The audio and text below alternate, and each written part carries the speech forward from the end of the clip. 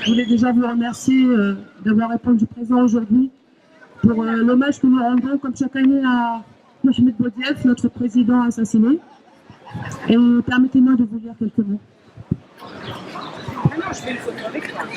C'est avec beaucoup d'émotion que nous évoquons aujourd'hui le grand Mohamed Boudiaf, si Taïeb El-Ouattani, acteur majeur du déclenchement de notre guerre de libération, résistant majeur aux dictatures installées après l'indépendance et président de l'Algérie.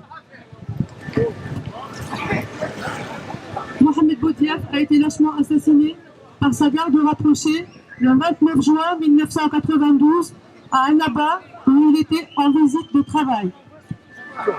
Appelé par le Haut Comité d'État, Mohamed Boudiaf était porteur d'un projet de société démocratique, sociale et d'une éthique refusant toute compromission avec l'obscurantisme, la corruption qui commençait à gangréner le pays. Lui, Mohamed Boudiaf a apporté un nouveau souffle et un nouvel espoir à son peuple. L'espoir d'une Algérie moderne, plus juste, plurielle et fraternelle. Oui, Mohamed Boudiaf a laissé son peuple orphelin. Nous ne saurions oublier cette très grande stature de notre histoire contemporaine.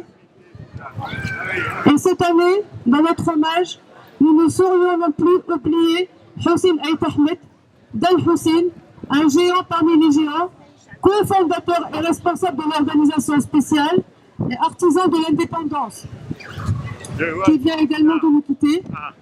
Ait Ahmed a résisté toute sa vie à la dictature, à l'obscurantisme, à la médiocratie et à la corruption.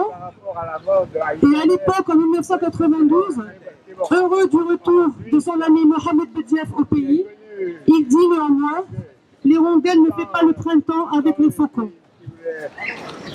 À l'époque, rendons aussi hommage aujourd'hui, et n'oublions pas, tous ceux qui ont été lâchement assassinés et dont les assassins courent toujours. Alim Seli, abattu à Paris, Matou Blounès, dont on vient de commémorer le lâche assassinat, Ben Hamdan, Firim Belkacem, Tahar Djaoud, Saïd Makbel et tant d'autres.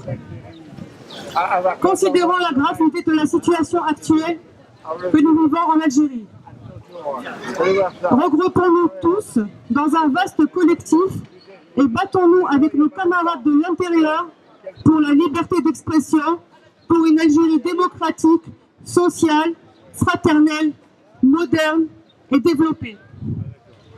Regroupons-nous et battons-nous pour nous réapproprier notre riche histoire, notre mémoire et nos identités plurielles. Regroupons-nous et battons-nous tous ensemble pour enfin décider de notre destin, celui d'un peuple multimillénaire, d'un grand pays africain et méditerranéen. Je vous remercie.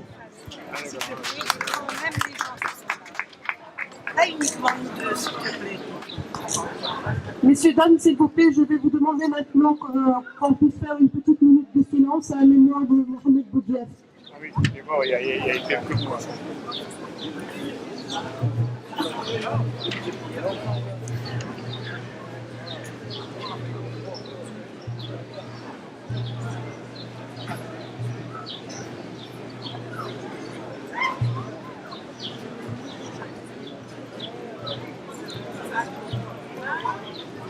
Je vous remercie. De la Alia, ils étaient donc pour se recueillir sur la tombe de leur père. Et Nasser Boudiaf a lu une déclaration qu'il m'a envoyée également pour que je puisse vous la lire. Révision du procès 24 ans après le lâche assassinat de Si Taïeb El-Ouattani. Nous, ces enfants, continuons à rejeter fermement la thèse de l'acte isolé avancé par ces assassins, Belkhir, Nazar, Toufik et Ismaïl, soit les mêmes personnes à l'origine de son retour en Algérie. Ces assassins pensaient avoir eu affaire à une personne sénile pour en faire une marionnette, mais c'était méconnaître la personnalité de l'homme de novembre qui, à leur grand étonnement, fera preuve d'une perspicacité implacable qui lui a permis de comprendre la réalité du pays et de sa jeunesse. Nous n'avons jamais été convaincus que Bou Marafi était l'assassin de notre père.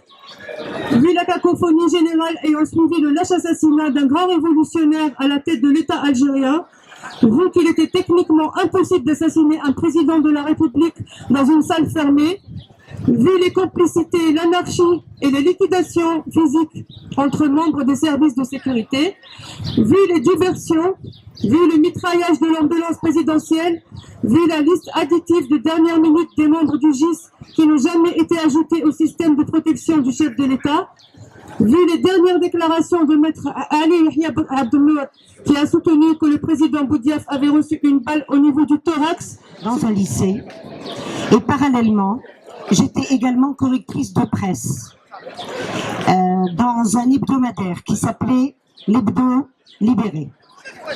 J'ai travaillé avec Abdelrahman Mahmoudi, Allah yarhamou.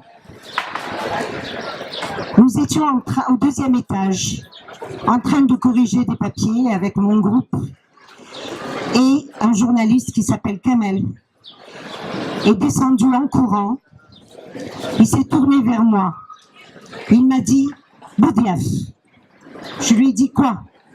Et il a fait ça. J'ai crié. Je suis descendue immédiatement au premier étage, là où se trouvait la rédaction.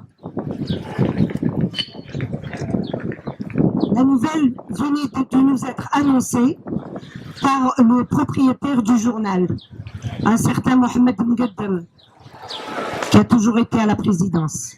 Et je pense qu'il doit y être encore aujourd'hui. Nous étions effondrés. Qui nous l'a dit?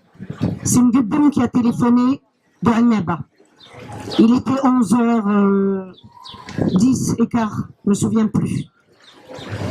Je me suis pris la tête à deux mains et j'ai hurlé. J'ai honte d'être algérienne. Je l'ai hurlé de toutes mes forces. Ensuite, il fallait que j'en parle. On ne pouvait pas garder ça pour nous. Je suis sortie. Il y avait un salon de coiffure en bas de l'immeuble. Je suis rentrée, j'ai hurlé. Boudiaf a été assassiné. Maintenant. Ensuite, je suis montée. J'ai frappé à un appartement où il y avait un vieux couple. Une dame, une blonde. Elle a ouvert la porte, elle m'a regardé un peu bizarrement. Je lui ai dit, Boudiaf vient d'être assassiné. Après, on s'est tous rués sur les téléphones. J'ai téléphoné chez moi. Mon frère m'a répondu qu'à la radio et à la télévision, il n'y avait rien.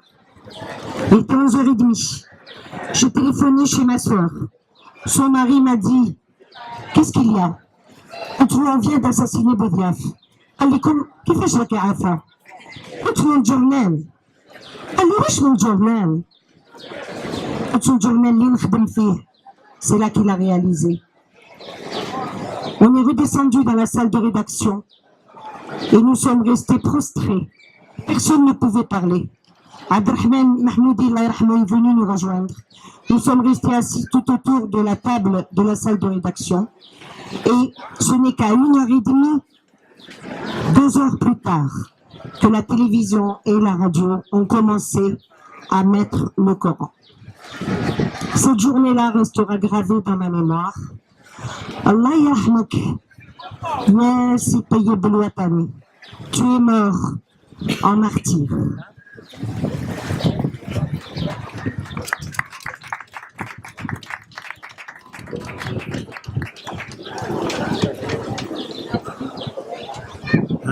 À l'occasion de l'anniversaire de l'assassinat de Boudiaf, j'aimerais bien dire quelques mots pour les jeunes qui n'ont pas connu l'histoire de la Révolution.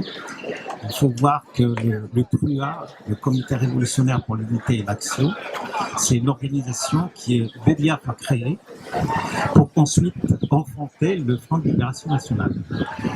Il faut dire que, contrairement à ce qui est fait et dit, le rôle de Boudiaf dans le déclenchement de la révolution de 1954 a été primordial et pendant très longtemps, les messalistes parlant du FLN, disait le Cruya de Boudiaf. Jusqu'en 58, pour les messalistes, le FLN était le Cruya de Boudiaf. Donc, Boudiaf a été le coordinateur des 5 wilayas, il était le 6e. Donc, il avait un rôle, je dirais, crucial et primordial dans le déclenchement de la révolution. Contrairement à ce qui est, même si, évidemment,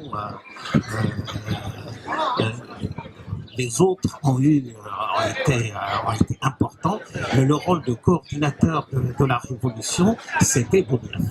Et il y a une phrase célèbre, d'ailleurs, que les jeunes peut-être ne connaissent pas, c'est lorsqu'il est allé voir un responsable messaliste pour le jour du déclenchement de la révolution, enfin pour qu'il y ait la révolution, le messaliste lui a dit nous n'avons pas les armes, nous n'avons pas les moyens pour déclencher la révolution. Boudiaf a essayé de parler et puis évanoui, il lui a dit la phrase célèbre, nous ferons la guerre même avec les singes de la Chifa. Voilà, donc une phrase très célèbre que beaucoup de jeunes ne connaissent pas. Voilà, c'est un témoin. Donc, il a été, pour les gens qui ne l'ont pas connu, c'est quelqu'un qui est resté très propre, fidèle à ses convictions, qui ne